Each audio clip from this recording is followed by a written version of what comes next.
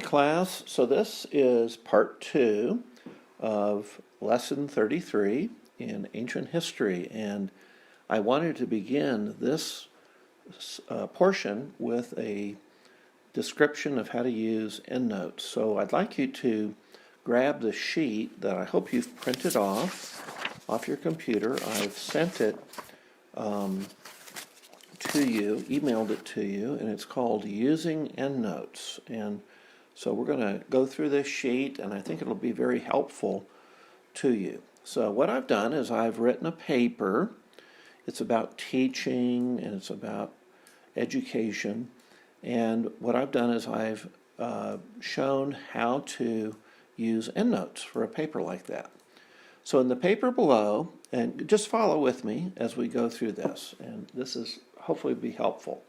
In the paper below, you see the introduction paragraph, the thesis statement that is underlined, and the endnotes that are used to show the source where an idea or fact was found. Remember, the writer, that's you, must show where all the information in the paper was found unless it is his or her, your own idea or considered common knowledge. Common knowledge includes dates and general information that most people know. For instance, Abraham Lincoln was born in 1809.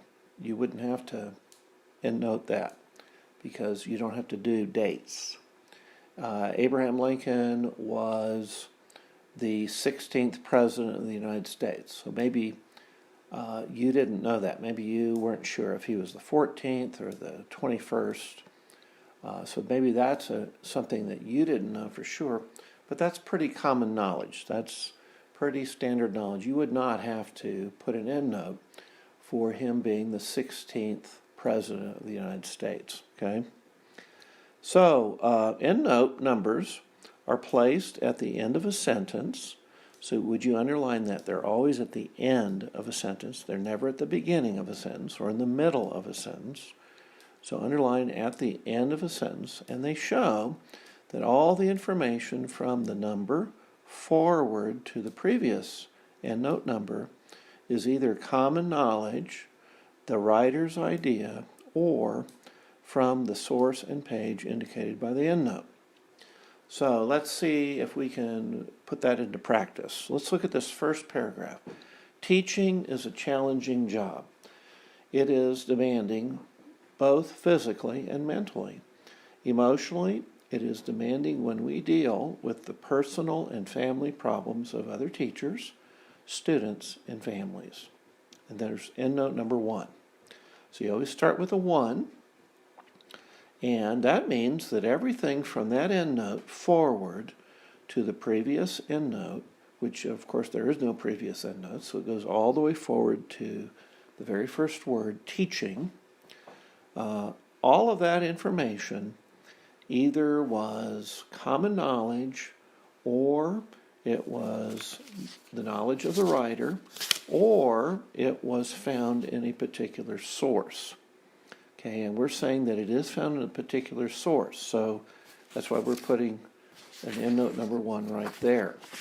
So let's flip to the third page back. The second page of this handout is the finish product. But the third page, it says endnotes on top. Now, look, number 1, you put, this is how you do an endnote. On your endnote page, you put 1, and then you have the name of the person, George Meyer, that's the author, and then the name of the book, which is Teaching That Matters, and then you would have, by the way, I think that book should be italicized, so that's a mistake. So either underline or italicize the name of a book or a magazine or a newspaper. They all get the same. Underline that. Go ahead. I must have missed that. Teachers make mistakes. And then you can see that the next item is a parentheses, and there's New York, that's the place it was published, colon, You have to use all these things. You have to use this precisely when you do a book or any other endnote. You have to follow this format. So there's New York, and then a colon, and then you have Simon & Schuster, that's the name of the publisher, comma, there needs to be a comma, and then the year that it was published, 2010. Then there's an end parentheses, and then a comma, and then 354. That means it's on page 354. And then note, there's a period at the end. So everything has to be precise. Don't put a little P for page 354. No, just put 354. Do not put a page number. Okay? Now, look down to the next endnote. That one is an article from Encyclopedia Americana. And the article is education. There's no author that's given. So all you do is put the article, and you show it like that with quotation marks around it, and then you have the name of the encyclopedia with a comma. Then look, 1962, that's the date that it published, comma, the volume number, so this is volume 10 of that encyclopedia, comma, and then a page, and the page number, and then there's a period at the end. So that's how you do it. That's what you want to do every single time for an encyclopedia one. Now, number 3, notice number 3 is IBID. And so IBID is an abbreviation, and it means the previous citation is where this endnote comes from. So instead of writing out Education, Encyclopedia Americana, 1962, volume 10, 483, because it's the same as the previous endnote, you just put IBID, period, comma, and then the page, the new page, 483. If it's the same page as the previous one, you just put 481, same page, but it's usually needs to be a different page, so you'd put 483, period. So it's very simple. Now you don't have to use IBIDs. You don't have to use other abbreviation. There's another one called OPCIT, O-P space C-I-T, and that means opus citation. You don't have to use that. You can just put them all written out if you want, and that's kind of easy. Since you guys are using word processors, all you got to do is copy, paste, maybe change the page number. And so it's pretty easy to do endnotes. Now, it used to take me, by doing it by hand, I could count on a good 3 to 4 hours just doing the endnote page. And I would have to sometimes start over. I'd make a mistake, couldn't fix it very well, so you'd start over. It was terrible. But today, it's very easy, so you can just do that. Now, notice that endnote 4 is from a magazine, and it's American History Illustrated. So here's a magazine reference. So at the top, number 1, there's a book endnote. Number 4 is a magazine endnote. So you follow that. Notice for a magazine endnote, you do use page number. You put P dot 52. So you do use a page number for magazines. So follow the format. And then number 5, there's another IBID. So that's showing it's from that same magazine, but on page 50. And then number 6, George Brown, subsequently here, Ancient History Today. So this is a magazine, but whoa, nope, it's not a magazine, it's an internet article or website. So I've shown you how to do an internet article or website, and you can see you put down all that information that you can, and including the month and the year, end of parentheses, and then look, colon, 722, that would be the page number, comma, and then the date that you accessed it. That would be the date you looked at it, December, well, in your case, it'd be like March 25th, 2020, comma, and then there's the address on the internet, HTTP, and you put the address. That's how you do that, the URL. That's the URL number, okay? So, now I'm going to send you as well the EndNote format, and you can use that, and it shows you the endnotes and the bibliography for using books, magazine articles, and encyclopedias. So you just want to follow that for your endnotes and for your bibliography. Let's go back to the first page of this Using Endnotes handout, and let's go drop down to the third line in it. It is good to occasionally remind ourselves why we teach. Teaching can change the lives of the teacher and the student by the philosophy of education that is taught, comma, the key importance of the Bible in all learning, comma, and how the character of the student is shaped and inspired by the teacher. So there's my topic sentence. Notice it's underlined. I've done that for you. You don't underline it in your paper, but there it is. Notice that's the key statement. That's what my paper is all about. I should be able to look at the topic sentence or the thesis statement, sometimes called thesis, and as I read that, I know what this whole paper is about.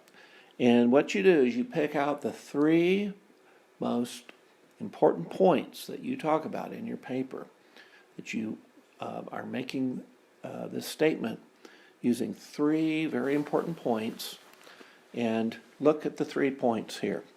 There they are. The lives of the teacher and the student are changed 3 ways. Look, by the philosophy of education that is taught. Number 2, the key importance of the Bible in all learning. And 3, how the character of the student is shaped and inspired by the teacher. Okay?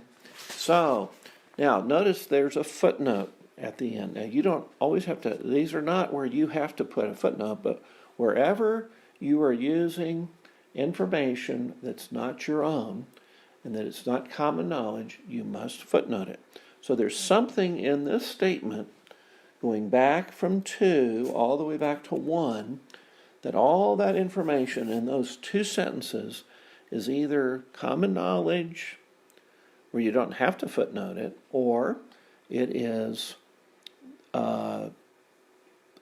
information that is your own, knowledge that you knew, or all that information, back to that point, is from another source, another author. So you have to acknowledge that. So you're saying, okay, from teacher all the way back to families, from 2 back to 1, that information is either my own, it's common knowledge, or it came from this source. And so you look on the back, 3rd page, under EndNotes, and number 2, we have, that comes out of an encyclopedia. So it's the article Education, Encyclopedia Americana. Okay? Now notice the next footnote, as you look down, takes a 3. It's from a 3rd source, and it's a quote that Abraham Lincoln said. So this is the source for it. It's that education article on page 483. So anytime you have a direct quote, you of course have to footnote that. So let's just read that next paragraph, and you can see that the footnotes proceed from 1, 2, 3, 4, 5, 6, keep on going. And probably for your paper, it would not be unlikely for many of you to have 25 to 35 endnotes. Endnotes are often called footnotes, same thing, but they're placed at the end of the paper. Okay? So, Abraham Lincoln stated, "The philosophy of education in one generation will produce the philosophy of government in the next." Unquote. In the 20th century, American education has been influenced with ideas of progressive education through the teaching of John Dewey. Progressive education is politically oriented, not educationally oriented, and produces the character of socialism. The fruit is being influenced by the majority in all decisions, a regard for the group at the sacrifice of the individual, a teaching and cultivation of group values rather than cultivation of Christian character, a dependence on the state rather than a dependence on God, and the importance of correct attitudes rather than understanding and knowledge of content. Okay, so what is this? This is a description of progressive education, and notice it is promoting socialism. So there's an actual there's a description of socialism. Instead of promoting understanding the principle and gaining knowledge of a subject, progressive education develops attitudes that support the values of the group, separated from any absolute or biblical standard. Okay, so you notice that each use of the EndNote 3, 4, 5 in this paragraph all show that the information's coming from somewhere, right? Other than your own knowledge or what is common knowledge. Let's look at that last paragraph now on the second page. A Christian wants to develop different results in his family and students. For the Christian, all learning should testify of the character of Christ, and the result will be a self-governed man or woman under Christ. And so then, now that's someone else's idea, so you have to endnote that. So you are putting number 6 back on the next page from George Brown, okay, and that article has that information in it. Okay, so do you see what you're doing? You are actually labeling, really, where you have information that you're using in your paper that was from somewhere else, other than common knowledge and your own ideas. That's what you want to endnote. And so, like I said, you're going to have one, starting with one, and you'll have maybe 35 of these. So any point where you think you have information that's not your own, you need to consider, do I need to put a footnote there? Or an endnote there? Do I need to put that number? A number there showing where I got it. And so you have to ask yourself, did I know that before? Is it common knowledge? If not, you got it from a source and you need to show that source. Okay? So I'm sending you this that should be helpful to you on the use of EndNotes, and I'll send you also a sheet showing you the format for EndNotes and for bibliography. Now the bibliography is at the end of the paper after the EndNotes, and it is very clear that that's just a list of your sources. So if you have 8 sources, you list them. And so you're just going to have 8 bibliography sources there. And you follow the format that I'm sending you on this EndNote and bibliography page. Okay? So you just follow that and put down the same information that it's calling for. And but you'll only have 6 EndNotes there, 6 bibliography sources on the bibliography page. Now the last thing I want to do is show you the format for your paper. So I'm going to put down your paper format. Now this will go in your notes section. And by the way, all these papers that I'm sending you pertaining to the research paper all go in your notes section. So you'll go ahead and put today's date and circle it in your notes section and put down paper format. So all of you, your paper will look something like this. You're going to start out the very first page, and you put title in at the beginning, right in the middle, and then down below you put your name, my name, and the date. Okay, so your name and the date, and Mr. Kinzer, my name, under that. Now this is just standard information that goes on any research paper.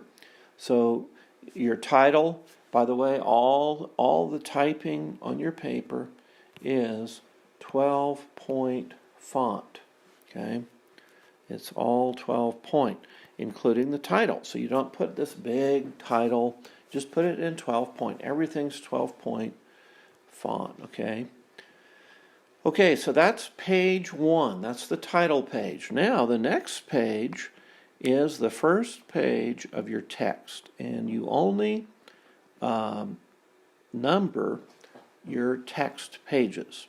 Okay, so you're going to start your text. You're writing your paper, and you have different paragraphs, and you're going to have some endnotes in there.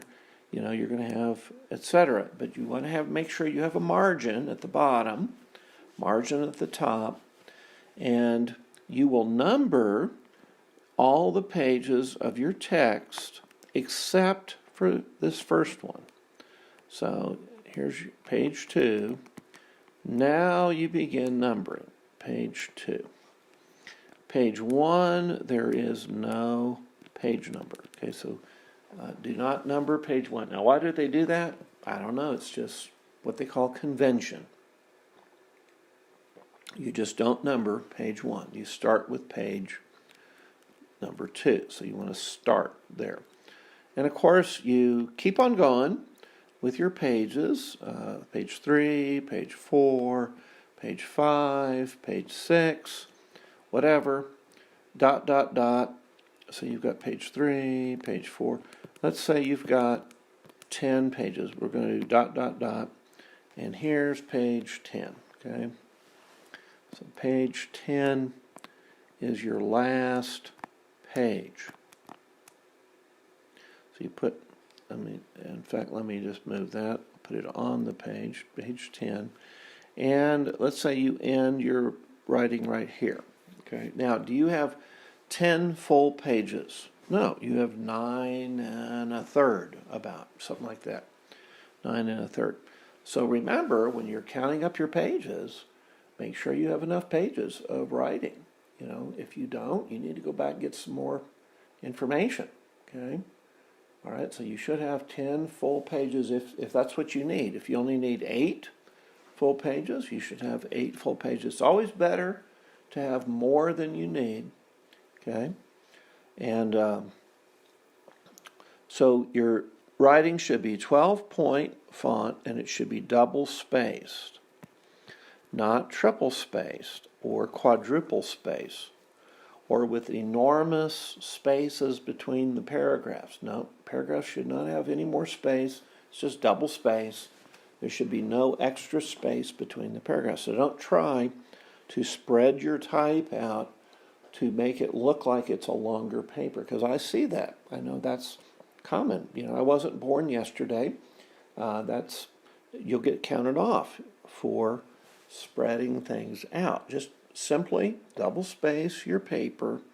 If you need some more, get some more information. Get another source. Write. Give an example. But make sure you have enough writing. Okay. Now, let's say your paper ends at that point. The next sheet is where you would put your maps. Let's see if I can get that a little bit nicer. The next sheet is where you put your maps or charts or pictures. And you just title it at the top, charts. Or you entitle it pictures.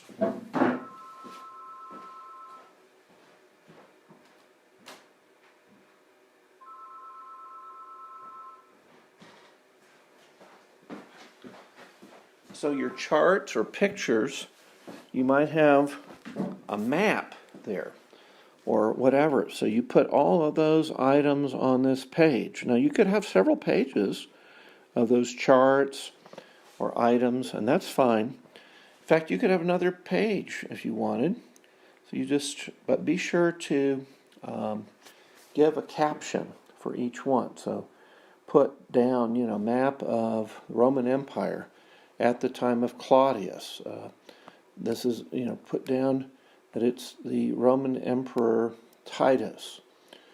Put a caption. So make sure that you give captions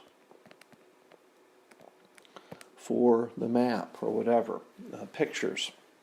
And then you come up to endnotes. So you want to put endnotes across the top of the page, just like I did in the example.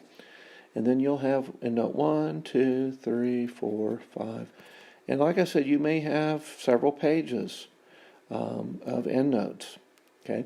Now notice that none of these pages get paginated. You don't put a page number.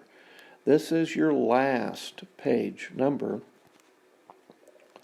and that's because it's the last page of text. So you do not put a page number on any of these. No page number. You only do the text pages, okay? Now, let's say you had several EndNote pages, and you now come to the very final page of your paper. This is bibliography. So you write bibliography across the top. And then you'll have, if you have, say, 8 sources, you'll just have the 8 sources listed here. Okay? You should have all those probably on just one piece of paper. So probably your bibliography is going to be one piece of paper. It's at the end. And then just in front of it is the endnotes. And in front of that are the maps and charts, pictures page. Now that's because we don't put those charts and pictures in the text, because that takes up room and it's hard to tell how long your text is. I'm going to be looking at that very carefully, and I don't want pictures or maps kind of messing up how long your text is, your text pages, okay? So that's how to do it. And what I'm going to do is now go to part 3, where we'll pick up with our notes.